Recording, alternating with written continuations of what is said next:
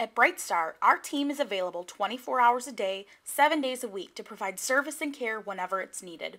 For our entire team, the commitment is simple. We'll be there anytime, any place.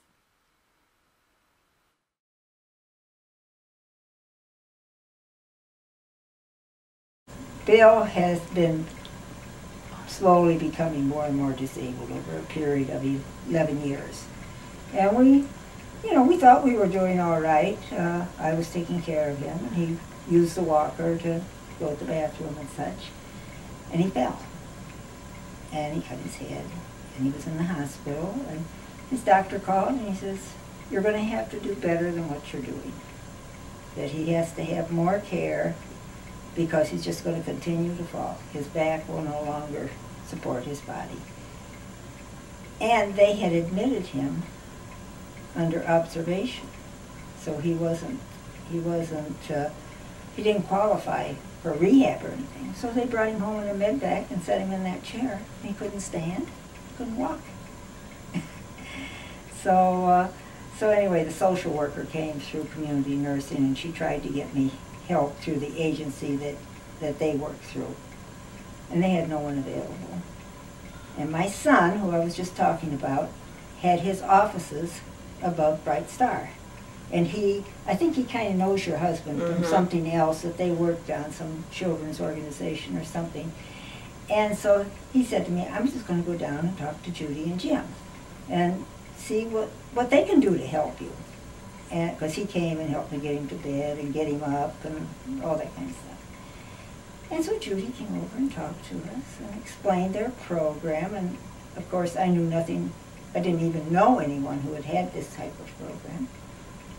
And she brought me a nice folder with a lot of written information in it and told me basically how they operated and how they billed, and just gave me a general idea of the kind of services that they gave.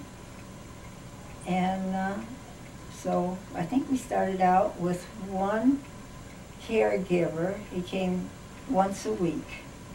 At that point, Bill was still using the walker, but you had to walk with him. Hang on, hands on. And we had a caregiver came on Friday for 3 hours. And I would go to the hairdresser and do my grocery shopping. Then Bill fell again.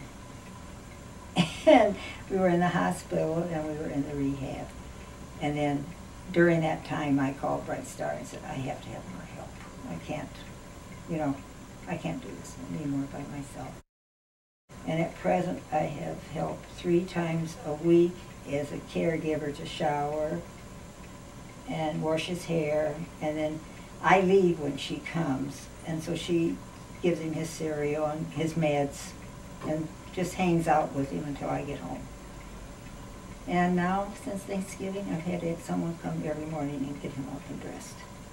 He's just weaker, needs more help. That's my story. You wouldn't leave somebody in good faith if they're not independent. He couldn't get to the door. He can't. And so I'm really confined. I'm really, isolated. And it's just that sometimes you want to do something, and, my hairdresser fell and broke her ankle and had to have surgery on it. So my appointment was canceled both Fridays, but the first Friday it was canceled. I went to the mall. I haven't been to the mall in so long. I said to her, she said, "What are you going to do today?" And I said, "I think I'll go to the mall. I want to see the decorations. I want to hear the singing and see the crowds." Well, there were not a crowd. But it was just, I didn't have anything I had to do on that Friday because I wasn't going to the hairdresser. And I try to do my groceries so I don't have to go to the grocery every time I have an hour. So I just went to the mall, Every single caregiver I've had, when they greet Bill, it's like they've known him all his life. They "Hello, Bill, how are you today?" And it's just, they're all just very well versed in being friendly and warm and putting you at ease or something like that. And Andre is very good. She'll ask Bill, what do you want for breakfast today? What kind of cereal do you want? You know, and are you ready for more coffee? And she lets him have a little bit to say. She lets him do what he can in the shower. He has a, you know, handheld shower thing which she controls, but he has a brush and she lets him wash as good as he can on his own, and just she encourages him to do what he can for himself. So I have no complaints. I think if I did, I probably would be. Right. I'd be verbal. I'm not bashful. I didn't know what to expect. I've never been involved in this. No one in our family has been involved in anything like this. So this was just, you know, something that I had to have. I had to have some kind of help. And we started small, and it has worked up to this level, and, you know, I don't know. I want to keep Bill home. That's my primary goal, is that Bill will stay home. And as long as he knows me and where he's at, I want him home.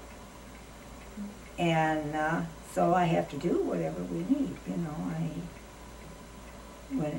When it gets more than I can do, then you're going to have to have more help, you know.